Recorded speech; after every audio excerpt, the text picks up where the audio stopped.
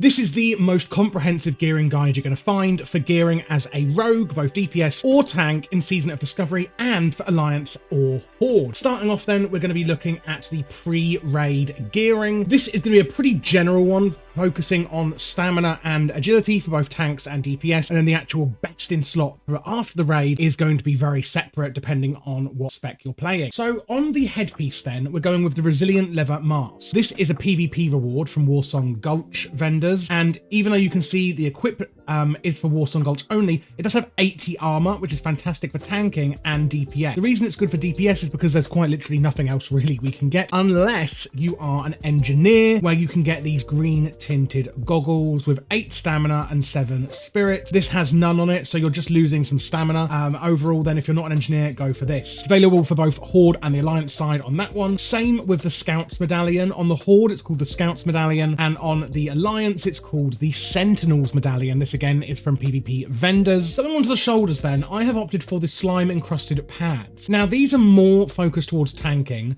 with an equip that restores free health every 4 seconds. They're from Mutinous the Devourer in the Wailing Caverns, and honestly, from a more DPS focused one, there's just not much that we can really get. There's the Feline Mantle. It has 2 agility on it, but it is cloth, so it's not great for DPSing as a leather wearer, getting a bit more of our kind of defensive stats from getting, you know, a leather piece. There are some that you can get, like the dark leather shoulders here, which are BOE, but they could get quite expensive on the auction house. One thing to note, that in this pre-biz guide, I am focusing on things that are not going to be super duper whooper expensive on the auction house, being a million BOEs, because that would be very lazy of me and easy, and for you guys it may be expensive, but I will go over the ones that you could get as well, just in case you are rich in World of Warcraft. So going on to the back item is going to be the Sergeant's Cloak. We can also get this enchanted with 1 agility. How to get the Sergeant's Cloak? Well, I have got a video for that. Check out my channel for the video what to do first at level 25. It is completely included in there. It is again a PvP item, and it has 4 of every stat. It's phenomenal. For the Horde, on the chest, the best one I found with 11 stamina, 3 agility and 4 strength is going to be the Blackened Defias armor. This is a 14% drop chance from Edwin Van Cleef, but hold your horses, because if you are Alliance and you are a DPS spec, you could then get from the Defias Brotherhood quest the Tunic of Westfall chest, which I think is super duper. Going then onto the braces as Horde, we're going for Loam Flake braces with 5 agility, and we can add some strength, or I think you could add agility to this. You can, but it's only going to be 1 where you could put free strength, or you could put on free stamina. I'd probably actually say go for the stamina on here for a bit more survivability. And these are from a quest called Protect Kanati Grey Cloud in 1,000 Needles. If you are Alliance then, the best ones that I could find, which still aren't really that good, is the Black Wolf braces, and these are from Fenris the Devourer in Shadowfang Keep. If you look through this list here, you can see there really isn't anything else really better that we can get, unfortunately, as Alliance on the braces, and that is a shame. Going on to weapons then, one is going to be the Legionnaire's Sword from Warsong Outriders Revered Reputation, however you pronounce it. And then the other one is going to be from Baron Aquinas quest in Ashenvale, which is the Outlaw Saber, adding 15 attack power, woohoo for us. That is going to be on the Horde side, and then Alliance, we've got the Cruel Barb, which is from Edwin Van Cleef, again in the Dead Mines, and the Protector's Sword here, which again is Silvering Sentinels on Revered. There are a few others. You could do this Poison Nature Damage Mace from Wailing Caverns that could be quite good, and there's also the Sentinel's Blade from Silverwing Sentinels, again from PvP. I'm trying not to include everything from PvP, because you're probably watching this thinking, yeah, I don't want to do tons of PvP, so that's absolutely fine. Then going on to these leather gloves. Now, if you're thinking, oh, what's going on here? Well, these are actually craftable with leatherworking. If you're tailoring, you have some boots. Blacksmithing, it's a chest. Leatherworking, it's these gloves. So basically each person, each class can make a different thing depending on your profession. And for leather wearers, the gloves are going to be the one. Now, you do need to go into the raid to get these, but you don't technically have to kill anything. So, you know, it's a big quest line. Again, the video I previously mentioned, things to do first, level 25, it's in that video, a full guide of how to do these. Check out that on my channel. If you don't want to do that, however, one that's a 0.1% drop chance BOE is these from Razorfen Crawl. So, you know, tough luck, you're probably not going to get those. Or there are some other leatherworking BOE ones like these heavy earthen gloves with 16 attack power, or the pilferer's gloves, which have 8 agility. These are both made from leatherworking. You could also then get these ones from the Druid of the Fang. Any kind of Druid of the Fang, or of the Fang, sorry, items are going to be okay. The equip bonuses aren't going to be that useful for us. However, the actual stats on them are. So just doing a million billion Wailing Caverns runs could be quite good for you if you enjoy that before you get your biz. It's going to be the same with the legs here. We're going for leggings of the Fang, and on the boots, foot pads of the Fang. So I have literally actually said to do that in this guide. The Windborne belt on Alliance is from High Perch Venom in Dustwallow Marsh quest. And then on Horde, we're going to go for the Deathkin belt, which you can have a 12 attack power equip on, which I think is even better. And this is from Zhenyu of the Earthen Ring in Ashenvale quest. So a few quest rewards there. Going on to the boots then, you've got the Warsong boots. These are from doing Warsong supplies, and it's 8 agility, 6 stamina, and you can enchant these as well with 1 agility. And then again, the foot pads of the Fang would be the other option if you're Alliance, or if you're Horde and you just want to do Wailing Caverns. Going on to rings then, Alliance do have the benefit of this Seal of Rin, which has 3 and 4 of every stat, and it's amazing. This is a quest line started by killing in cold blood Edwin Van Cleef in the Dead Mines, and you pick up an unsent letter off his body, and that starts the quest line. You go to the stockades, etc. Who would have guessed it? It's in my guide, What to Do at level 25. It's in that video again for that one. Unfortunately, it is Alliance only, meaning if you are Horde, we're going to have to go with the Legionnaires band. But if you are Alliance or Horde, the Legionnaires band also actually swaps up. So this again is honoured with the Warsong Outstriders, so PvP. And then if you're Alliance, it's called the Protectors band with honoured with the Silverwing Sentinels. So if you are Alliance, you could actually get the Protectors band anyway and the Seal of Rin. If you are Horde, the second one we're probably going to go for is the Monkey Ring with 6 agility, and that is from Razorfen Crawl. So it could be very difficult to get. If you can't get this, there are a few other options. There's the Allegiance to the Old Gods one, but again, it requires you to go into BlackFathom Depths, but it is still kind of okay. So TLDR, the one that you probably are end up going for is going to be Silverlane's Family Seal, 7 strength and stamina. It's not amazing, but we don't have many options at this level. And then again, the same with trinkets. We don't have many options. We're going to go for the Insignia of the Horde or Alliance, and then we're going to go for the Rune of Duty. They're both PvP. And then for a bow,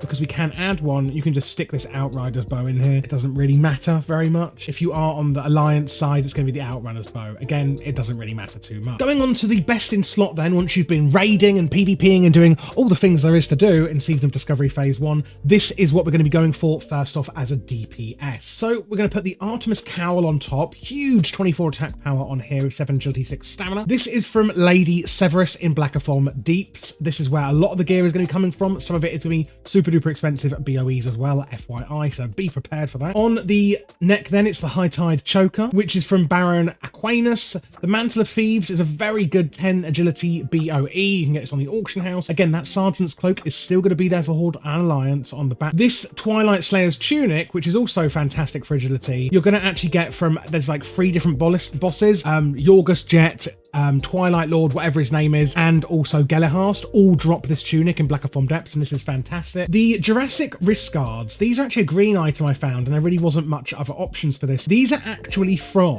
Razormoor Matriarchs in the Wetlands, and I know what you're thinking, Alliance territory. Well, don't worry, because you can go there and kill these as Horde as well. It doesn't really matter what you are. You know, you can be whoever you want and get those Jurassic Wrist Guards. This Honed Dark Water Talwar is from Lady Severus. It's sends a shadowy bolt at the enemy, causing 30 damage on hit. Woohoo for us. And then the Chipped Blade of Serakis is actually from Gumaru in BlackFathom Depths. So that is the Chipped Blade of Serakis from Gumamu in BlackFathom Depths, and this is a poison nature damage dagger here. Again, it's going to be, of course, the leather working gloves that you can make yourself on the hands. These are fantastic. And then the Cord of Aquinas from, you know, you can guess who this is from. It's Baron Aquinas in BlackFathom Depths. Troll's Bane leggings are a BOE, baby. These are 14 agility, a bit of stamina and spirits. These are really, really good. Could be expensive though. The Twilight Slayer's foot pads, that again you can enchant with 1 agility. These have a plus 12 attack power. Again, fantastic.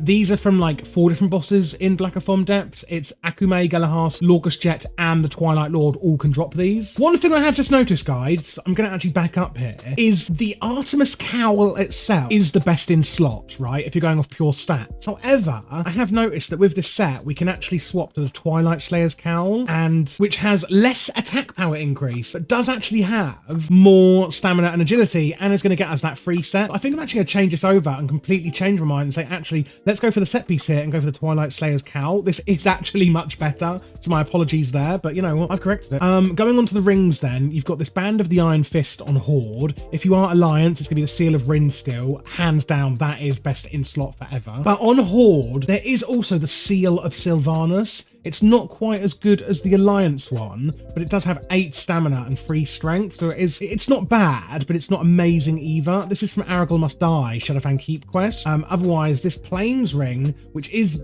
BOE, is a 0.1 drop chance from Razorfang Crawl. Again, it's a BOE, so it could be in the auction house. It is technically best in slot at this level, post-raid. Are you going to be able to get it though? Maybe not, so there's another option there for you. Otherwise, it's the Band of the Deep Places from Lady Severus. On the second ring, then it's going to be the Thunderbrow ring, and this is also a BOE. Don't worry too much if you can't get these, because the PvP rings that I showed earlier are just as good. Going on to the trinkets then, we're still going to take that insignia of the Horde or Alliance, but there is another one we get from BlackFathom Depths, and that is the Void Pearl. You can only use one because they are unique equipped, but there's actually 3 of them. There's the Acolytes for healing, the Avengers with attack power, or the Invokers, which does a bit of this and a bit of that. So we are going to be taking the Avengers Void Pearl as a DPS. And then we're going to use the Baal Moden Blunderbuss, which has 6 agility in our gun slot. And that is going to be from Akume in BlackFathom Depths. Now going on to the tanking best in slot. As you can see, a lot of it is going to be exactly the same. But I have found a few other items that have a bit more stamina on them that we can swap to for when we are tanking. One is going to be going back to that Scout's Medallion because it has 2 stamina. If we look at the High Tide though, 4 agility and 7 strength, overall doing more damage as a tank, I mean, I'm not sure. You could still just go with the same one that I mentioned here. On the bracers, there is these glowing leather bracers, and these have 5 stamina. So again, if you're going for more health, these are a really great one to go, and completely different weapons though, I will say. There's the Scout's Blade, which is from Warsong Outriders Revered. Same again, it'd be the Silverwing Sentinels on Alliance. And then the Furbolg Medicine Pouch, which is fantastic in your offhand for a tank. 10 stamina and restores 100 health every 1 second for 10 seconds when you use it, which is phenomenal. You must get this. It's 15 gold, and it's from Gorn One Eye, okay? Gorn One Eye, 15 gold, okay? That's how much you're going to get that for. Same on the gloves. Got this leather working BOE deviate scale belt here with 6 stamina on it. Trollbane's leggings still. Okay, don't flame me in the comments for this one. Nat Pargel's Extreme Angling Boots are best in slot. They've got 12 stamina on, okay? They're insane. For a tank, they are literally fantastic, but they are from a rare fish, Brownell's Blue Striped Racer. So if you're going to, actually fish that up or not, who's to say? If you don't want to go for those, then just do go for the Slayer's foot pads still. They're really good. But if you are really looking at best in slot, which this is meant to be a best in slot guide, then it is going to be Nat Pargel's Extreme Angling Boots. On the rings then, again, go for the same ones if you're Alliance, Seal of Rin. Same on the trinkets, and same on that